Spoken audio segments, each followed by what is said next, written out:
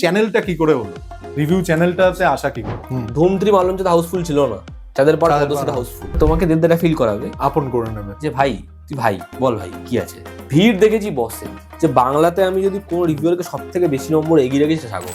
Even Prosenjit Chattopadhyay তার একটা blockbuster ছবি দরকার, যেমন আছে কমল হাসানের একটা বিক্রম আছে। ভাবো না যদি আজকে 2 বছর পর প্রসেনজিৎ চট্টোপাধ্যায় একটা বিক্রমের মতো ছবি আসে। অঞ্জন চৌধুরীর যা গ্রাফ, ঠিক আছে, অঞ্জন চৌধুরী বলি, প্রভাত রায় একটু নিশ হয়ে যায়, প্রভাত রায় এদের যা গ্রাফ, এই গ্রাফটা মানে ম্যাচ করা এখনকার কোনো পরিচালকের পক্ষে সম্ভবই না, অসম্ভব। তাহলে কি সেই ছবিটা যখন মানে রিভিউ করবে তখন কি বলবে এই কথাগুলো, যে এই ছবিটা একটু বামপন্থা ঘেঁষা, এই ছবিটা একটু, এই ছবিটা প্রোপাগান্ডা?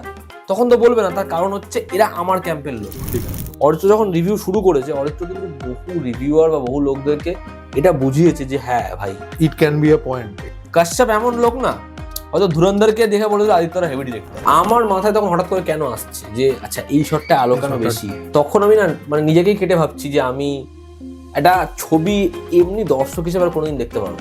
আজকে ধুরন্ধর ছবিটায় বলছে এই ছবিটা অ্যান্টি পাকিস্তান এই পার্সপেক্টিভ সেট করছে, তাহলে কি পার্সপেক্টিভ সেট করবে? কি পার্সপেক্টিভ সেট করবে? অ্যান্টি ইন্ডিয়া সেট করবে।